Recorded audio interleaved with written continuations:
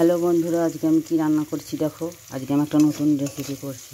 কড়াইয়ে কালো জিরে, কাঁচা লঙ্কা আর পেঁয়াজ দিয়ে ভাজছি। কালো জিরে কাঁচা লঙ্কাটা ফোড়ন দিয়েছি সাদা তেলের মধ্যে, দিয়ে পেঁয়াজটা ভাজি। দেখো পেঁয়াজটা ভাজা ভাজা হয়ে এসছে। এর মধ্যে কী দেবো দেখো, এর মধ্যে দিলাম আদা কুচি আর টমেটো কুচি। এটাকে ভালো করে ভাজবো। আজকে এই রান্নাটাই দেখো বেশি মশলা পড়বে না, সব একটু একটু মশলা পড়বে।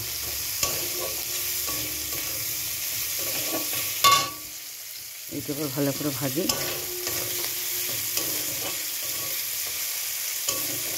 একবারে পুরো লাল করে ভাজবো না, এরকম করে ভাজলাম।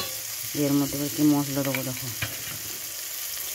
এর মধ্যে একটুখানি জিরে গুঁড়ো, একটু লঙ্কা গুঁড়ো আর একটু গোলমরিচ গুঁড়ো দিচ্ছি। এর মধ্যে হলুদ দেবো না, এই তরকারিটা হলুদ চলবে না। মশলাটা দিয়ে দিলাম।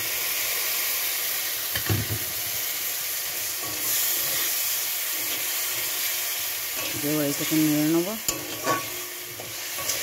আর এর মধ্যে নুন মিষ্টি সব দেওয়া ছিল এই মশলাটার মধ্যে। তোমরা যেমন খাবে সেরকম দেবে।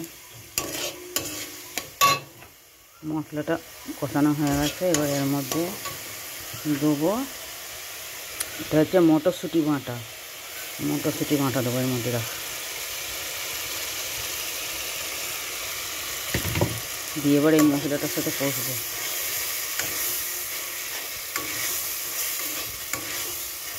আর এটাই মটরশুঁটি বাটা দিয়েছি বলে এর মধ্যে হলুদ দিইনি।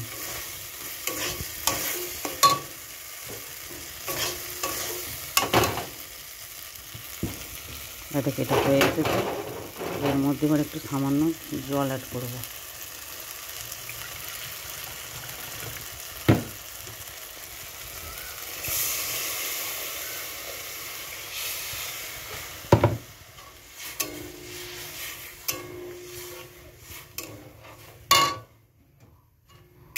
এবার এটা যতক্ষণ না ফুটে উঠছে ততক্ষণ এর মধ্যে আর কিছু দেবো না।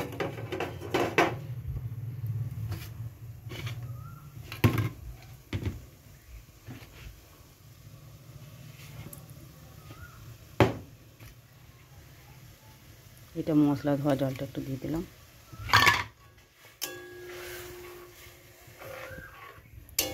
এবার ফুটে উঠবে এটা।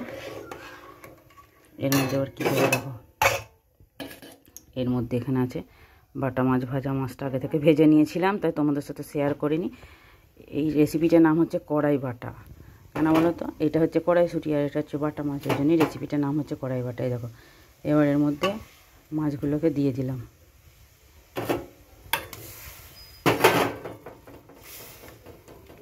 মাছগুলো দিয়ে একটুখানি ফুটে উঠলে এর মধ্যে সামান্য একটু গরম মশলা, তোমরা দিতেও পারো নাও পারো, আমি গরম মশলা অ্যাড করবো না।